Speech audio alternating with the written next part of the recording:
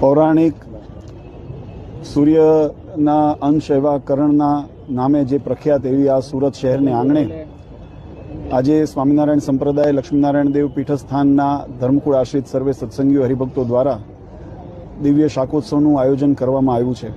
ભગવાન સ્વામિનારાયણે આજથી 200 વર્ષ પહેલાં લોયાની અંદર દિવ્ય શાકોત્સવ કરી અનેક જીવાત્માને અનેક પ્રકારના ઐશ્વર્યના દર્શન કરાવી પોતાના ભગવાનપણાની પ્રતીતિ કરાવી હતી. આજે સ્મૃતિની અંદર સંપ્રદાયમાં વર્ષો વર્ષ આ ઉત્સવ કરવામાં આવે છે.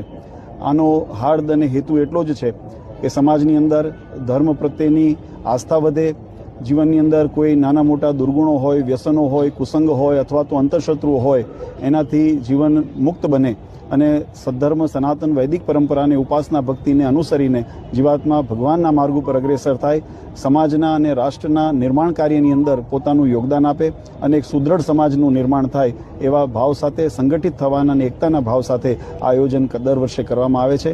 અને આજે લક્ષ્મીનારાયણ દેવ પીઠાધીશ્વર પરમ પૂજ્ય સનાતન ધર્મ ધુરંધર આચાર્ય શ્રી અજેન્દ્ર પ્રસાદજી મહારાજશ્રીની રૂઢી આજ્ઞા અને આશીર્વાદથી આજે સુરતના અમારા ધર્મકુળ આશ્રિતવાલા ભક્તોએ ખૂબ સુંદર આયોજન કરીને આ મહોત્સવ આપણે ઉજવ્યો છે.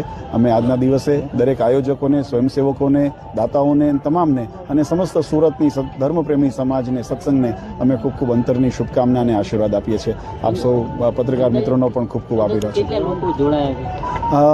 સંખ્યા ગણી શકાય તો એવી નથી, પણ લગભગ અમારું જે રસોડાની વ્યવસ્થા છે એની અંદર 1.25 લાખથી ઉપર હરિભક્તોની વ્યવસ્થા કરવામાં આવી છે. દર વખતે લગભગ 1.25 લાખથી ઉપર હરિભક્તો પ્રસાદ લેતા હોય છે.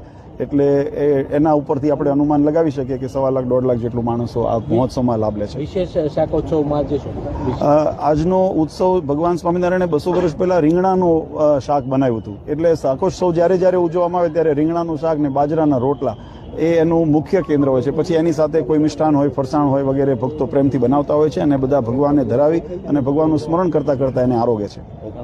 ઓકે સર, ખૂબ ખૂબ આભાર. જી कृष्णाय नमः. नमो भगवते तस्मै कृष्णायाद्भुत कर्मणे रूप नाम भेदेन जगत कीर्ति योगत. ખૂબ આનંદની વાત છે કે આજે સૂર્યનગરી સુરતમાં શાકોત્સવનું મહા આયોજન કરવામાં આવ્યું છે. શ્રી સ્વામિનારાયણ ગાદી ટ્રસ્ટ વડતાલના અધિપતિ એવા પૂજ્ય શ્રી આચાર્ય શ્રી અજેન્દ્ર પ્રસાદજી મહારાજ શ્રી